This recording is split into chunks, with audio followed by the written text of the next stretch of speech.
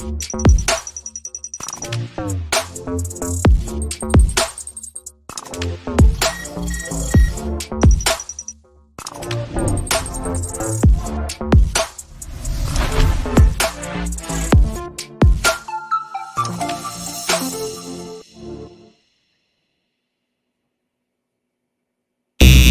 the 915 to H-Town, from the Panhandle Plains to the Valley, and everywhere in between. This is the 50/50 Podcast, powered by College Promoters USA.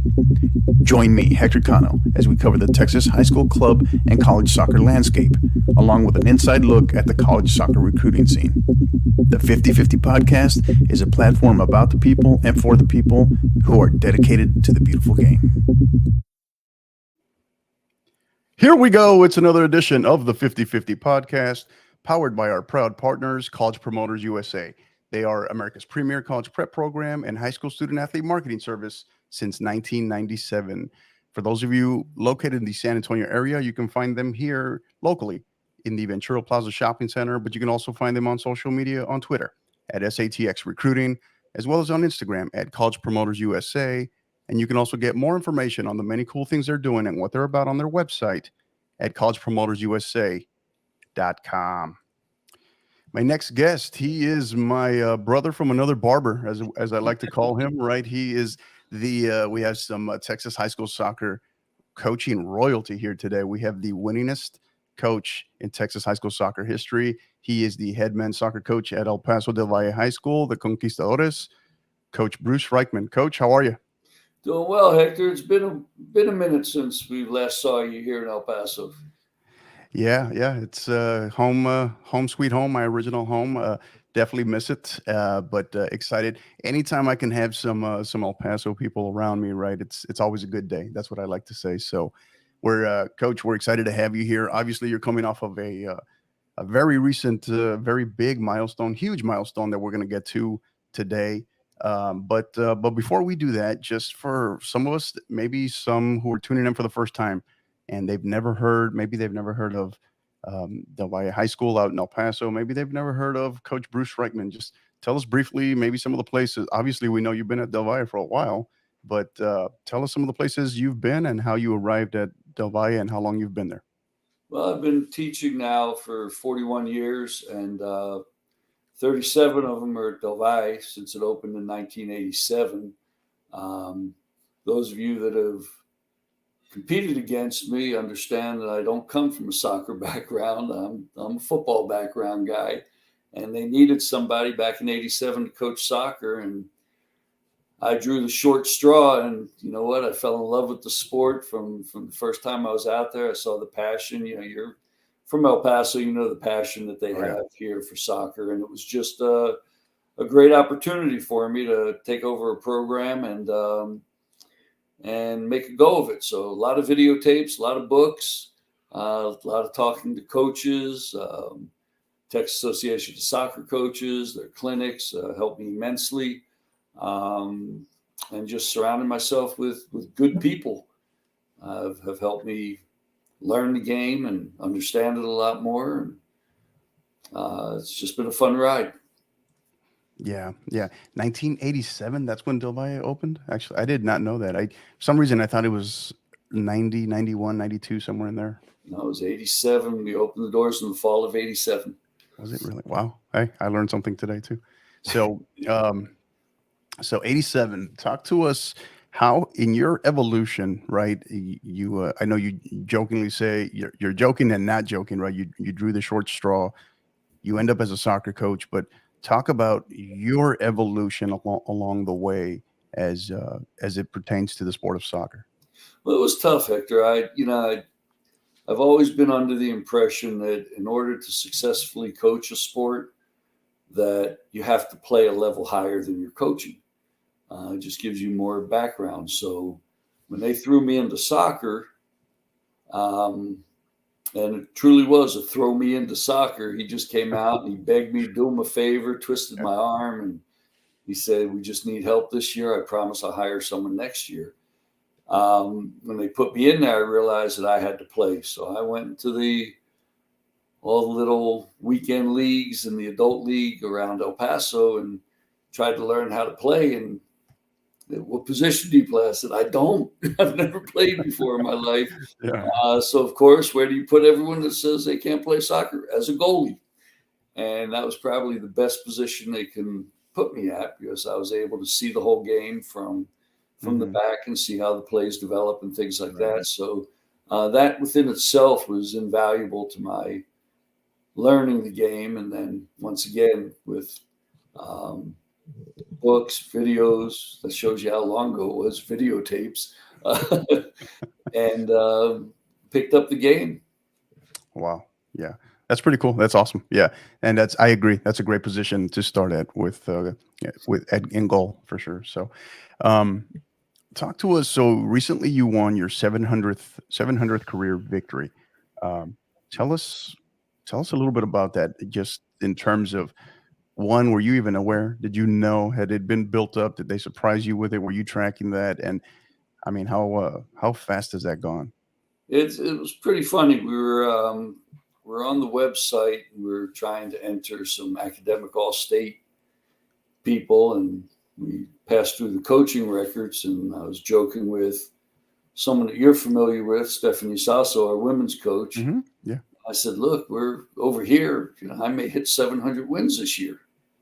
And she said, "No, you've already won 6 games. You're at 700 wins." She said, "I'm going to blast this on social media." I said, "No, no, no, no, no. Wait until the end of the season. Wait. No, no, no. This is a big milestone." And she Right. Right. went ahead and blasted it all over the place. So um, that's how it came up. So it actually passed before we knew we hit it. Yeah. And it's not, I'd like to say, hey, that's all me, but it's not. There's thousands of kids that have gone through my program and stuck with it. They're the pioneers, because they were the early days that I really wasn't up to speed on soccer. And just year after year, I felt that I educated myself and made sure I got the proper education to make sure we get the best out of the kids. And they did. Just the wins just started to come and became more and more fun as the wins came. And these early athletes that were in there with me, of that this is their record. My name's up there as the title guy, but this is all them. Yeah. The old saying where athletes win the games and coaches lose them. Now, you want to talk about the 194 losses I have? We can talk about those all day long, because I'll own those. Yeah, yeah, yeah, you ain't lying. But truth be told, that's kind of what I would expect you to say, to be honest, just knowing that you're humble in victory. But but we got to say, obviously, a big part of that, I mean, you kind of alluded to it here, is that those 700 victories, they are, I mean, yeah, your name is attached to them, but they're program victories as well. But this means it's about more than just what it means to you, right? It's what it means to the program. It's what it means to the community, and um, the that process, that culture, right, that has evolved there at Del Valle, where I mean, it's a staple, right? You play soccer at Del Valle, you're known as being one of the elite athletes, not only in the Lower Valley but across the 915 and in West Texas regionally. Um, talk a little bit about that in terms of how you've been able to stay, establish that culture, and how what that means, along with these 700 wins, to the program and the community. Well, 37 years ago, I was young and energetic, and just wanted to get this program right. And I took a lot of my old school teaching, and what I've learned from some of my old coaches, and picked out the things that I liked, that I thought would help, which mainly was the discipline and the commitment and things like that with the program. And I kept selling it to the kids, and promised them, hey, if you buy into the program, buy into what we're telling you, if you commit yourself wholly to the program, no matter what, put the program first when it comes, Mhm. that good things will come. Yeah. And it made sense to some of the kids then. I don't know if it makes sense to the kids now, but back then, in the old school days, it really made sense to them. and they bought into it, and they, there's so much community pride Right. back there, school pride, community pride, back in the late 80s and early 90s. And then with open enrollment and things like that took place, and we get, a ton of transfer students. You don't have that as much anymore, but I think the program's success and the kids that are still in the community and the support, a lot of these kids that I coach now, their parents played for me back in those days. Wow. Yeah, I've Now, been around a yeah. while. Now you've been in a position to see this evolve on multiple fronts. Do you feel like that's changed in terms of, obviously you alluded to it a little bit just right now, but do you feel like it's drastically changed in terms of the community pride, the school pride, the generational wanting to play at this particular school? How obviously it's changed, but how much has it changed in your beyond, this is beyond Del Valle, of course. We're talking just, maybe across the area, across the or maybe even across the state. Do you feel like that's changed dramatically? Yeah, I think the clubs, I think the academies that are coming in now and either taking players or giving players back. I think that that has moved it around a little bit. It's not so much, hey, this is your community. Now it's more of a citywide thing, and yes, people look and say, hey, I want to play for Del Valle. I've looked up their history, or I want to play for this school or that school because of the tradition that school has. And we get kids like that, the transfers in there, but it goes back to, is their heart really there in that Right. neighborhood? And they drive in and then they drive out and go back to where they're really from. So, but it's been okay. As long as the ones that come in there are committed and they want to dedicate themselves and they buy into our program. They've all helped out. Yeah. It's been real good for us. Good. So, we talk about briefly, we're going to talk more about the current season right now. And you're right in the middle of district play, kind of got a unique district play format as well. We'll talk more about that in a minute. But, we look back when you assess last year, even though you're in the middle of this season, but when you assessed last year going into this season and maybe up to this point, when you look back at last year, last year, obviously you were district champs, you were a regional semifinalist. What was maybe the one big takeaway that you felt was kind of the launching pad for this year that you're kind of maybe starting to see come to fruition right now?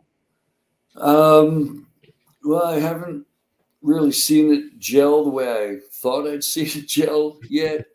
But the biggest thing we took away from there is because of the kids the athletes we attract to Del Valle, we don't have the 6'2", 195-pound guy that can run a 4.5 or a 4.4. Our kids just aren't built structurally like that. So we have to try to stay away from the physicality of the game and be more finesse, touch, move.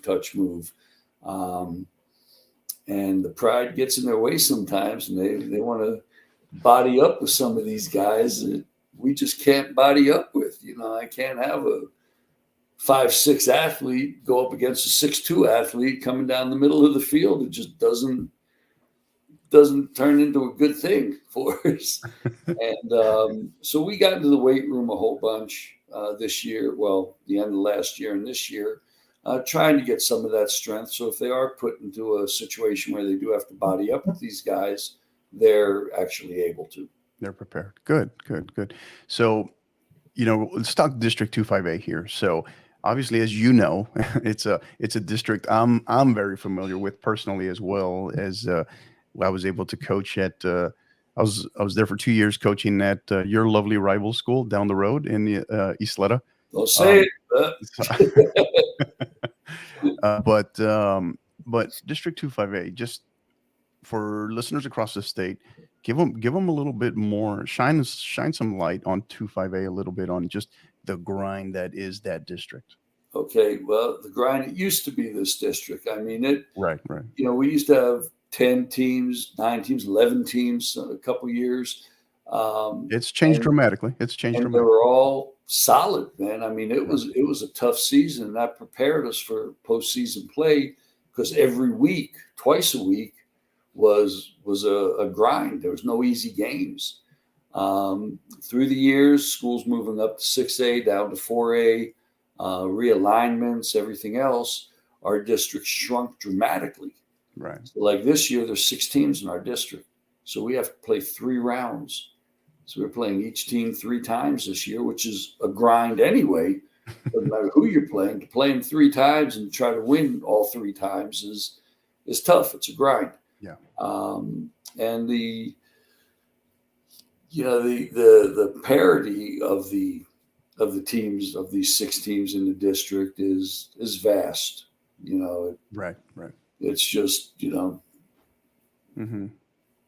some the cream rises to the top and the other ones, and we're really not getting I guess the competition that we would like to see, especially this late in the season, to prepare for postseason. Right. Yeah. So, you currently, we look at your district play right now this season. Right now, you're in second place. You're right behind Bel Air, and So that word too. so hey, that one's a little different. That one's I'm an alum, right? So that one, anytime I mention that one, you get this right here. Okay, so, but no, all kidding aside, we mentioned that you talked about the cream rising to the top, and between you all and Bel Air, we got, what is it, 3 state titles, I believe, right? Just right there within the current district. So you all are very familiar as far as making deep runs into the state playoffs. But what are the unique part that you just hit on is you all are one of a handful of districts in the state where, there's 6 teams in the district, meaning you get 5 district games, and you all have elected to play 3 times, right? Talk to us about that so far in terms of what you are learning about that process. Okay, let's set it straight. We didn't elect to do that. We were told we were going to do that because the other districts were all filled, and we didn't have room in the schedule to move it around. But to play it 3 times, I think that helps. You're always trying to teach the kids and show the kids what it's going to take to win and be successful. So to play a team 3 times, that's where mental toughness teaching comes in, to make sure they're up for it. Doesn't matter if you beat this team, the first round we played them, 5-1, 8-1, 7-1, whatever. Doesn't matter what the score was then. When you play them the second time, they're a little more familiar with them. And if you did embarrass them in that game, they're not going to let it happen twice. And now you have to get these kids up for it when they're all saying, they're easy. We beat them, 8-0 this game. You say, yeah, but this is a new round. You got to be prepared for it. And these are the things that, when we look at our film, we see where we're vulnerable at and where we're, suspect to a counter or suspect to, weak spot in one of our lines. And we have to figure out how to tighten that up for the next time we play them, thinking that the other coach is looking at the same film and they're saying, hey, they're weak here. We need to attack this guy. We need to attack this line. Right. So the mental toughness and self-discipline, things like that start to come into play there. And that's a challenge this year to get these kids up for games that quick, because it's a 2.5 week thing where you have to replay the team. Right. Yeah. So it's not. Now, do you feel, so you talked about the discipline and the mental toughness. Do you feel those two will be this particular type of district play format? Will those become the staples that help prepare you for the state playoffs come later in March? Or can you identify anything else where this particular type of schedule will prepare you, or you feel might prepare you better? Yeah, I like more of a variety. We can play different types of teams because you see more, you just see more. The style of play, speed of Are they going to bang you, or are they going to touch around you, and what they're going to play, or the style they're going to play, the formation they're going to play, instead of seeing the same teams over and over and over and over again. And I will tell you, every time that school that you graduated from, that that Bel Air school. Don't be afraid to say it. Shout it out. Shout it out, Coach. Don't be afraid. Every time we play them, both Coach Delgado and I sit there and talk, and we learn from those games. Yeah. We learn a lot, and that's what we try to base this on, and how we're going to move forward and progress forward. So we're coming up again Wednesday with them. And nice. I'm not going to let you ring the buzzer again. No, So no, you're good. You're good. You're good. So I mean, that's a lot of great info, though, right? That's a lot to process. That's a lot to reflect on as well. So that's I'm intrigued by it too, just because I'm kind of curious to see. It's like, wow, they're going 3 rounds. That's interesting. That's interesting. So I'll definitely have to pick your brain, Coach Sazo's brain, and some of the other coaches in that district after the season's over, and just and obviously I think you all can probably relay some information to the powers that be as far as a future district schedule maybe as well. So because this is what it's going to look like next year as well, right? Right. And I think though the ADs at the central level are looking at that as well. Right. And they're going to try to make sure that they all get together and look at the time frame a little bit better than they did this year, because they were trying to make changes right before the season. Like in November, they were still saying, okay, do you think we could play this district, or do you think we get a team from Midland to come in, or play out of district or out of town? And everyone's schedule was full there, whether it was 4A, 5A, or 6A. Yeah. Everybody was already set, so we had no choice but to come back and play the 3 rounds just to get the games in, or we would play less games this year. And I didn't want to do that, because the more you can play and the more you keep these kids competitive, the better off you'll be. Right. Doesn't matter who you're playing, just as long as you have that competitiveness. You put on the uniform, you get out there, and you hit the field and get after it. Right. Right. So, all right, Coach. Next one, I'm going to put you on the spot here. So, I've been asking this one kind of off and on of coaches, but finish this statement, or finish this question.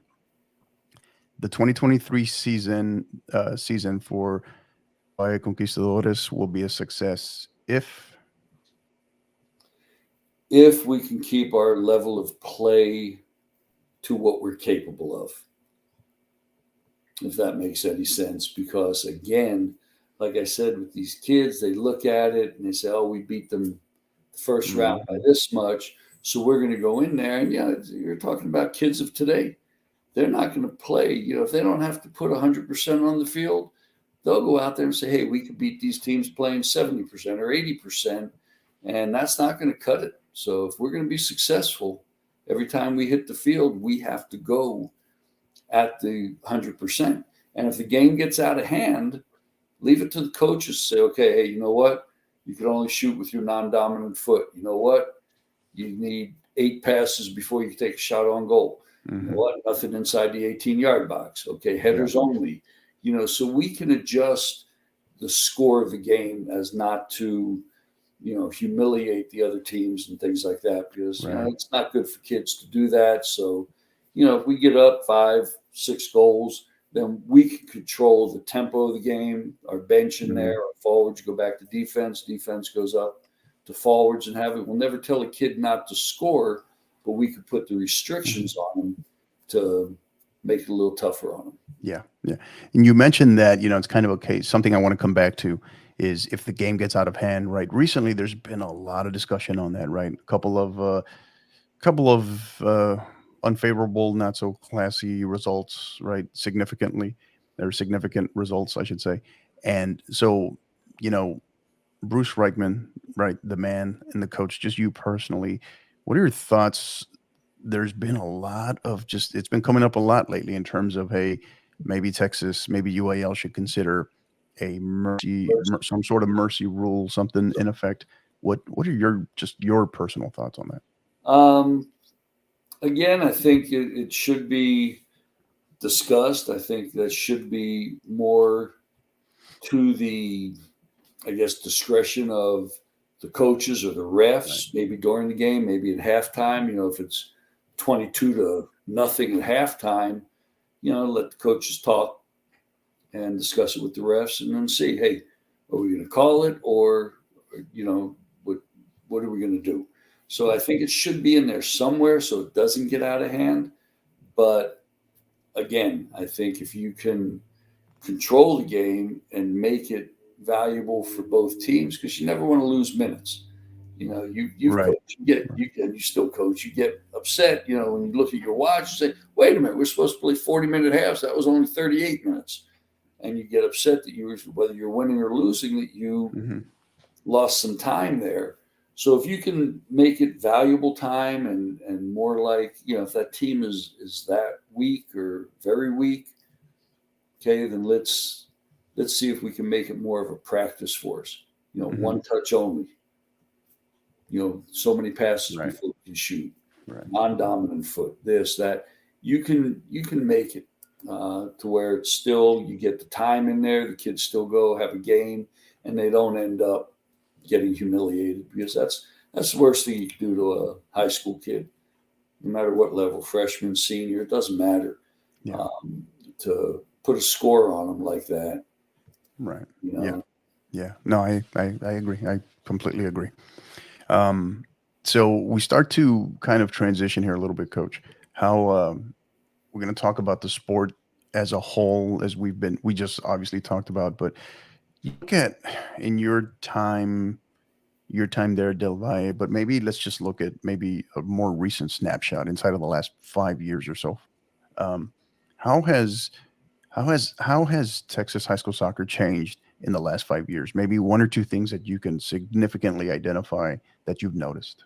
Oh, I think the thing pops in my mind right away is the parity that's throughout the state right now. Because there are some times where the football coach would get thrown onto the soccer pitch, and okay, you're coaching this team, so he'd take the football players. So you'd have these big, strong, fast guys that didn't have a lot of eye-foot coordination and a lot of hand-eye coordination. So they were games that were easy, but now you're getting these same big, strong, fast guys that have the foot-eye coordination and are actually developing into great soccer players. And again, clubs, academies, everything else that's coming around, giving these kids more opportunity to play. I think the parity of the players is just amazing right now. And I think that's one of the things that Mm-hmm. is really on the positive side. Right. On the negative side, I'm seeing, and I'm probably being a little negative here, but on that side of it, a lot of entitlement of these kids. They want I haven't seen a kid yet that goes out there and wants to lose a game. They all want to win it, but they don't want to put the effort into playing hard enough to win. They feel entitled because I'm this, because I'm that, because our club did this or our club did that. And they have to understand that club and high school are still light years away from one another. Right. One playing at age level, U14s, U16s, U17s, and in high school you're playing 17, 18-year-olds, and some freshmen are actually on the pitch with these, and the maturity, their physical maturity is, head over hands above the other. Right. So I think that entitlement on the negative side. On the positive side, of course, the teachings in soccer and the ability for these guys to be able to use their eyes and feet instead of their eyes and hands. And I grew up eye-hand coordination. I used to think I was a semi-good athlete until I tried to play soccer, and I realized how uncoordinated I was, because my feet and eyes just didn't connect like they should. I've seen plenty of great athletes get humbled on the soccer pitch. I'll tell you that. Yeah. I have that argument all the time with the football coaches. I said, I could take a football player and can't make him a soccer player, but I could take a soccer athlete and make him a great football player. There's no, Yeah. no, you can't do that. I said, yeah, we can. I guarantee you we can. Just come Uh, out there and try it one day. yeah, I never actually thought about it that way, but yeah, I have some personal examples that I've seen that. Yeah, yeah, for sure. So now on the flip side, Coach, um, on the flip side here, as we start kind of wrapping up, we talked about maybe what you've seen change, positive, negative. Doesn't have to be positive or negative in the next 5 years, but we talked about those in the last 5 years. But now, as you look maybe forward, you look in, Bruce Reichman looks into his own personal crystal ball. What do you foresee, in your personal opinion, maybe in the next 5 years as some things that will impact the game or some changes that are headed in terms of the game, Texas high school soccer? I think the research that's out there and everything else now, I'm a big weights and conditioning guy, and I think the old school thought still goes in there that you don't want your soccer players to lift because it's going to slow them down. They're going to get too bulky, this and that. And I think with the research and the transformation and being able to sell a good weights and conditioning, injury prevention um, type of weight room work, I think that's going to really start changing the game. Um, if you can strengthen those legs, you're not going to have those ACL tears. You're not going to have Right.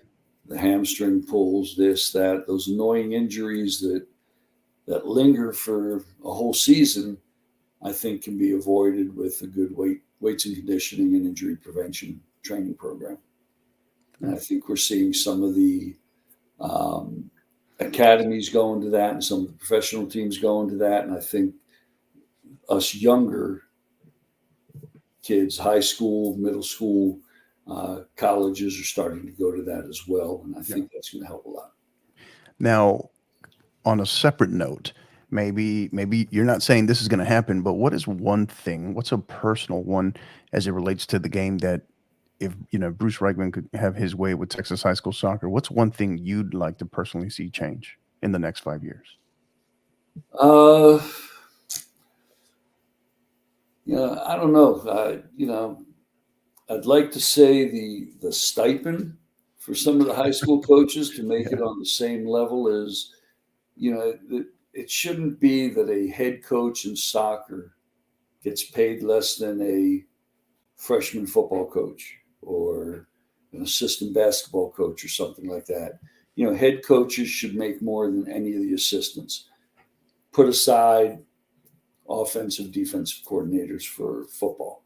But any of the assistants there, I think head coaches should make more than that. Whether that will come about or not in Texas, who knows? But I think that's something that would attract more coaches into Texas and wanting to do it. It's hard for me to say because we started out getting pennies.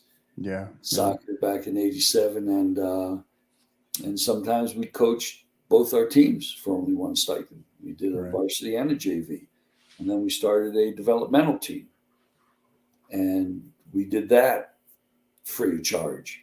So a lot of the coaches back then were in it for the love of the game, if you will,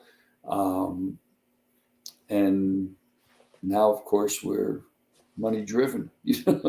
Right. So I think I'd like to see that change a little bit and get more parity with the stipends and the income that coaches make. Right. Well, and the interesting piece about that is none of us got into this profession because of the money. We clearly know that that's been established, right? But yeah, there is something to be said in terms of just the making it a little bit more competitive, making it a little bit more commensurate with the responsibility, right? With the amount of time that is put into it. I think it would be shocking by just even other fellow faculty members when they really who may not really know what goes into it, the time, and it doesn't just involve the actual season, right? I think that's the first. I think that's the first common misconception, right? Is that, well, their season is only so long. They only have to work during from this time to this time, and nothing could be further from the truth, right? It's year round. Yeah, absolutely. Absolutely. So, Coach, this has been great. We're going to keep you here. We're not gonna let you run off. We're going to keep you here for a second segment for counterattack. So this way we'll get to have the opportunity to have some fun with you, ask you some random off the wall, some soccer and some non-soccer questions. So don't go anywhere. We'll be right back after a quick word from our sponsors. Got it. Thank you, Hector. College Promoters USA, founded and located in San Antonio, operates as the only family-owned college recruiting company in Texas that brings a truly professional, local, and face-to-face approach to area high school student athletes and their families. As the lead sponsor and proud supporter of the 50/50 podcast, alongside Coach Hector Cano, College Promoters is proud to be elevating its support for the college soccer recruiting process more than any other service in the country. If your son or daughter is serious about competing in college soccer, call College Promoters USA directly at 210-494-6363 or visit collegepromotersusa.com anytime. College Promoters USA, the best investment a parent can make in their high school student athlete. All right, and we are back with Coach Bruce Reichman, the head men's soccer coach of the El Paso del Valle Conquistadores. Coach, it is that time for counterattack. Are you ready? Yes, sir. All right, just want to keep you on ice there for just about 1 more minute. All right, got to tell you about our good friends at Gipper. So, in case you haven't heard, we've teamed up with Gipper for about 7 months now, and we've been absolutely loving it. So, Gipper is the way schools, athletic departments, ADs, and coaches create world-class marketing content. Join over 2,500 coaches and ADs and use Gipper to create high-quality, visual branded graphics for your program. The best part?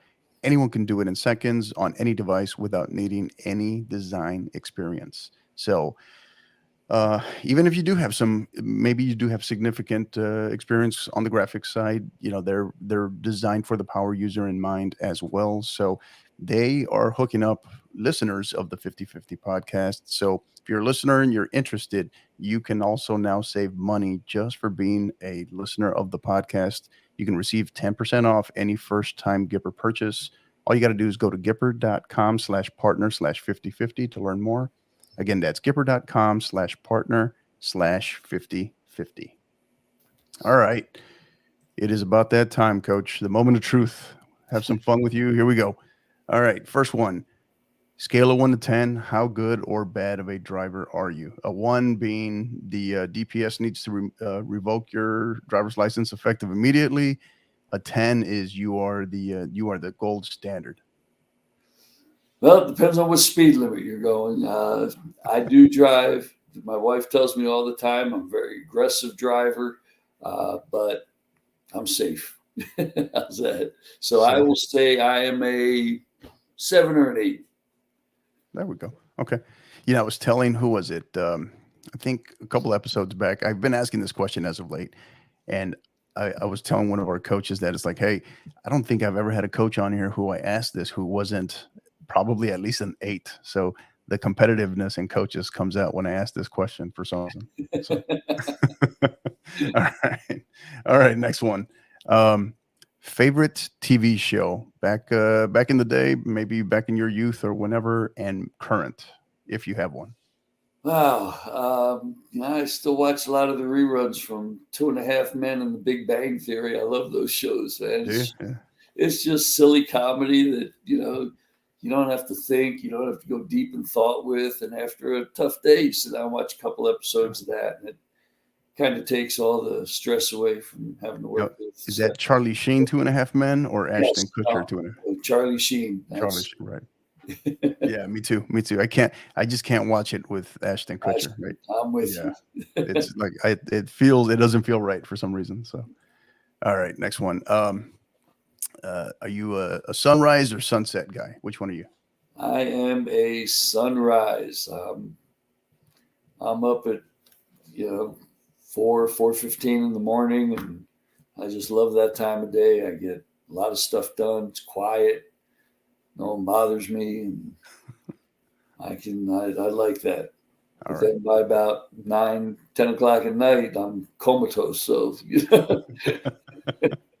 All right. All right. Next one. Movie. Gonna put you on the spot here. Movie you are ashamed to admit that you love. Wow. Gosh, I can't. I can't think of one because if it's a movie like that, I usually just let the wife go see it. I don't go with her. I let her have a girls' night out and go. Nothing. You don't got anything there. I can't. Maybe one that you let slip out in conversation one time. You're like, oh, You know, I want to say I'm trying to remember the name of it. Was it once? It was with years ago with Jane Fonda and Alan Alden and all them. well, you got me. On You and on Golden Pond or something like that. Okay. Okay. Something like that. Yeah, I That was was gonna say all right. you got me stumped on that when you win Jane Fonda. I was like, "Ooh, I'm There not you sure. go. Yeah, Yeah. see, that's how old I am, dude. I've been around a while. Hey, I'll give you credit, man. You remembered. That's all that Yeah, matters. I So, tried. I'm all right, exhausted now. That's a lot of memory I had to come up with. all right. Next one. That might be the hardest question to ask you all day, Coach. So Good. relax. Thank All you. right. So something you wish you knew, or something maybe you wish you would have been advised about before you entered coaching. Um, wow. I thought you said the last one was the hard question. This one is. I think on how to deal. Um, I think with parents better. I'm not a Mm, real good person to deal with when I have to deal with the parents. I have my certain standards. Like I said, I have my old school mm, thoughts, and they come in with their Miho syndrome or something like that, and mm-hmm, mm, it just drives me up a wall. They're not doing the kids any favors. So I think if I knew how to deal with the parents better before I got into coaching, I think I would have had a lot less stress. right. Yeah. Yeah. I think, what's interesting is I think any coach could attest to that, right? Probably every coach. But I also think the number of times that I've asked this question, I don't know that a single coach has actually mentioned that. So that's a great one. That's actually a really good one. So great one. So all right. Favorite, this one ruffles some feathers, and you can't say your school, you can't say your team, right? So favorite and least favorite soccer team. Could be any level, college, pro, usually pros, most people, but favorite and least favorite. Any level. I think at the college level, University of Indiana. The Mm, Yaleys. the It's like Yeagleys, a yeah, family business there. The dad had it, now the son has it. And right. they just rack up national championship after national championship. But I do have a soft spot in my heart for Notre Dame back in the day when Mike Berticelli was their coach. Oh, okay. He was at a lot of clinics I went to, and Hmm. I used to work with him. He was an excellent goalkeeping coach, and of course, tragically died years back Yeah, in his yeah. office. But those two teams at the college level, I think at the high school level, of course, go ahead, get your buzzer. I like Belair. I like Sergio. There we go. There we go. There we go. I like that one. And pro level, and the only reason I think I really like them is I have a good friend that actually played for them way, way, way, way back. Is Man U in Mm, the English Premier League. okay. Yeah, I'm a Liverpool guy, so you will definitely not get the buzzer for that one, Okay. Coach. Sorry. All right, sorry. So now, do you have a single least favorite team? Maybe just one that like really you're just like, hey, I don't know why, but they get under my skin. I don't know why. Okay, that's easy. That's Okay. right there with my favorite. Get your buzzer, Bel Air.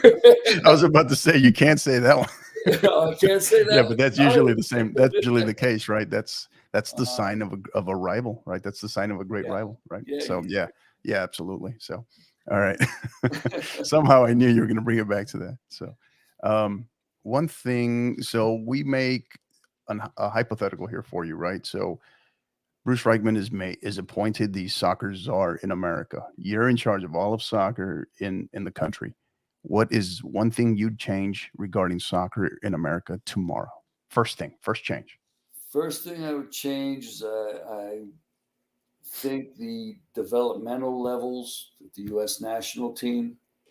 I think we're missing the boat there in getting some of these kids with the fundamentals and the mindset that it's going to take to compete at the World Cup level. So I just think we're a couple steps behind the rest of the world Hmm. when we start developing these kids in U.S. soccer. And I think we need some good coaches of that level, and to bring these kids up to where we're a little more competitive. Right.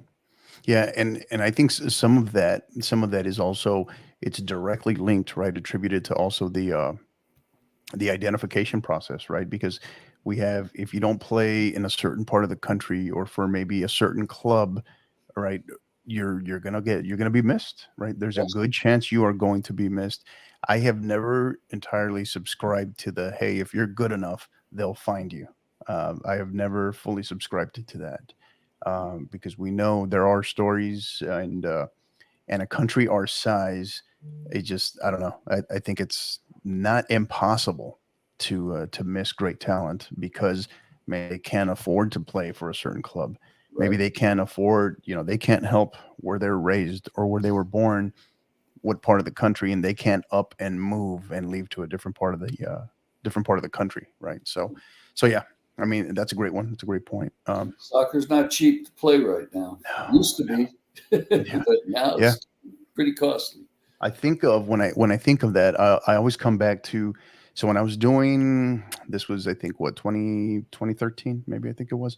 I was doing my the U.S. Soccer National Youth license, and one of my instructors there, he put it perfectly. He said, and I'll never forget it because we were right in the middle of talking. We were talking this very topic, and he talked about how he said that in this country we've taken one of the least expensive sports on earth, and we've made it, in this country we've made it one of the most expensive, right? So, and I'll never forget that to this day, because I had, even though you had seen it and you were witnessing it changing, I just had never heard it said out loud, and it's so true. It's clear as day. I still hear it in my head. So, all right, next one. Who would play they are making a documentary, or a movie, I should say, on the life of Bruce Reichman. Who would play you in a movie? Oh, it'd have to be The Rock. I mean, we look the same from the eyebrows up. No, he might be the number one. He might be the number one guy that's been referenced when I ask this when I ask this question. The Rock. But Good yeah, we deal. both look like him from the eyebrows up, Hector. Good deal. All right. All right. Hey, that's a good one though. It's a good one. Um, a little bit more serious one here for you. So, you've had a chance to reflect all these years. Is there something you know definitively that if you would have not been an educator and a coach, you would have been what? Probably a lawyer. I was real close to going to law school Nice. after college, and one of the teachers I had a lot of respect for, that was my actually a social studies teacher when I was growing up in Miami. He did that. He taught during the day, went to University of Miami Law School at night, and I just thought, hey, that's the way I'll do it. And actually, my roommate in college went straight to law school after college, but I was going to follow right there in his footsteps. Wanted to do the same thing, but I did my student teaching, and I just, something about it just drugged me into wanting to stay as a teacher. I couldn't see myself sitting in an office all day writing briefs or trying cases and this and that. I loved being outside, loved being coaching, developing kids. I mean, it just, And it just called me for some reason. I Yeah. stuck to it. I would have been better off financially going the other route, but like you said, we didn't get in it for the money. Right. And in the 41 years that I've been doing this, I haven't worked a day in my life, Hector. Yeah, yeah, it's so spot on, Coach. Because I mean, I was just thinking that right when you said it. It's like we just mentioned it earlier in terms of stipends, and it's not about the pay, right? But it's about more than that. But the value that comes with that, because yeah, this isn't to do this and to do this for as long as you've been doing it, Coach. It really it's a testament to the fact that this is not it's not a job, it's not even a career, it's a calling, right? You have to like eat, sleep, and breathe it, right? And understand that, because if not, you're in the wrong business. You're in the Yeah. wrong business. So, Yeah. all right, next one here. Here's a superpower question here for you, Coach. Invisible or mind reader? If they could give you one, which one would you take and why? Invisible with a say-so what's going on, or No, I don't know. Just invisible or mind reader. okay, I would have to go with the mind reader, and not only because I would like to know what goes on in these kids' minds sometimes when you're looking at them. 37 years ago when I first started coaching soccer at Del Valle, I had this real confused look on my face, like, what's going on out there? What are they doing? And sometimes even today, like today was a perfect example at our game against your old school there. Watching them, thinking, it's like we haven't coached them. What are they doing? I had that same confused feeling about me, thinking, what is going on in their head right now? What's causing them to do this? Yeah. And I think if I could be a mind reader, I'd be able to know that and be able to correct it before it was detrimental to our goal to win a game. I'm laughing because I had we wrapped up our district play on on Thursday, right? On Thursday, and I almost uttered those exact same words to my assistant. I was just like, "Hey," I said, "Coach, next year we are spending 2 weeks just doing nothing but crossing and finishing." That's like it's like we didn't go over it at all this year. It's like we have, and we do, but it's like it's the moment the whistle blows, it's like it's not part of the game. Apparently, it's not part of the game. It's optional. Welcome to the world of dealing with 14, 15, 16, and 17-year-olds. That attention span just doesn't carry into the game sometimes. Right. Yeah, so true. So, all right. Next one, Coach. So this is actually going to be the last one here. So, kind of a reflection one as well, a little bit of a deep one, but you go back, right? You go back to when you were an athlete, your high school days and whatnot. Knowing what you know now and all the knowledge, the experience that you've acquired over the years, if you could go back, right, and coach you, how would you have coached you back then, knowing everything you know now? Ooh, I think I probably would have thrown me off the team. You're not the first to say that. I don't know if I was a real coachable person or not, but I think I would have chosen different sport maybe, or something else. I didn't realize that our high school team even had soccer. It was amazing. And like I said, the way I fell in love with the sport when I started it, because of the athleticism, the stamina, the quick thinking. In coaching football, we're so robotic. We call a play and that's how it is. Where in soccer, these kids have to make up their own decisions in a split second. Yeah. And it's very unpredictable what defense is going to come after them or what they have to do. So I just think that the all around soccer would be a pretty cool sport to play and learn. So I know that didn't really answer your question on how I would coach myself, but I'd probably tell myself, you know what, why don't you go try soccer? Yeah. Maybe you'll listen to them better. All right. That's still some good advice, some good mentorship there. So awesome. So, Coach, this has been phenomenal. We have loved finally able to get you on here. Glad we were able to do it after a significant milestone. It's not every day that you have the winningest coach in all of Texas high school soccer on your show. So grateful for you, grateful for your time, and also do want to congratulate you. I mean, you're fresh off the sideline. Had a big district game earlier today in a battle of the Lower Valley versus Isleta. Congratulations as well on your victory. Thank you. And I know you're tail end is Isleta the last game of the second round of district play, or you got one more, right? We got one more. Yeah, and then you start the third round. Yeah, okay, yeah, and then you got your third round. So okay, so interesting. I'll definitely have to come back and touch base with you on that, and you can tell me what that's the lessons learned going into the state playoffs with this district schedule for sure. So definitely interested to get your feedback on that. So before we go, as we do, as is customary, we wrap up our show with final thoughts. And since you are it can be any thank yous, shout outs, whatever's on your mind as it relates to the game, coach, something that's been on your mind as of late in general. But we wrap up with final thoughts. And since you are our guest, the floor is yours.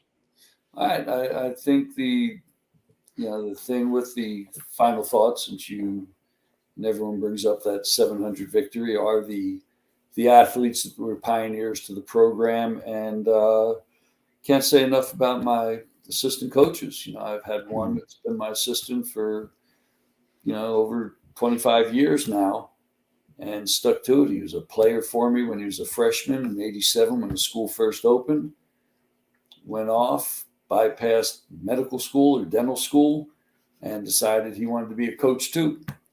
And we were able to hire him on, and he's been with us ever since, and he's been invaluable to me. And, you can't say enough about people like that have that dedication and commitment to the program and are still there. It was that stipend pay that did it, Coach. It was that stipend I think so. I think he realized he could make more as a soccer coach than he could as a dentist. And that's it. I mean, the kids, and hopefully any lessons that they've learned from me over the years, that they take on and become productive and valuable citizens out there in the community. Mm-hmm. Great stuff. So thank you for that, Coach. Appreciate you. And, my final thought really is, I know we have a significant amount of athletes, of soccer players across the state that are playing this weekend in the Houston Showcase, ECNL Showcase. Just wishing everybody the best of luck.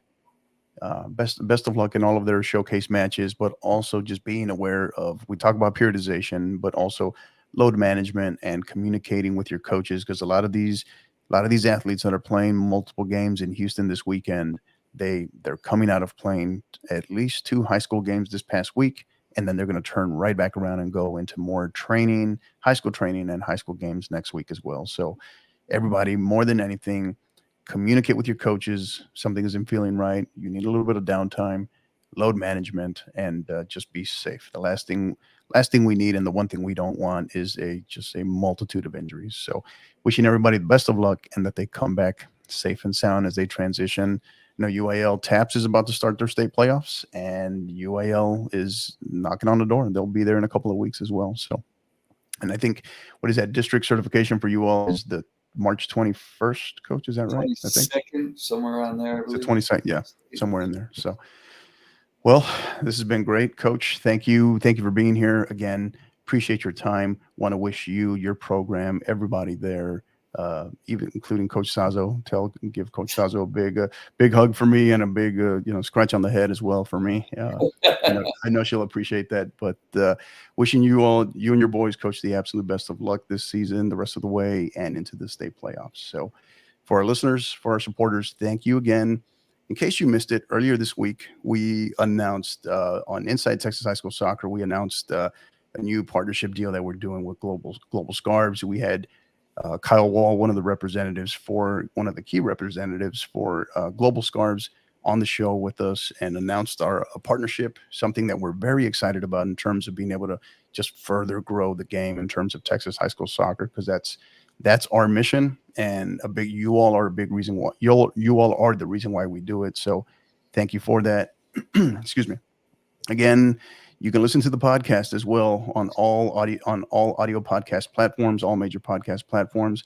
You can also find us on YouTube. You can find us on Twitch. Go to Twitch now. That's the newest channel that we're trying to grow. That's at 50_50 pod.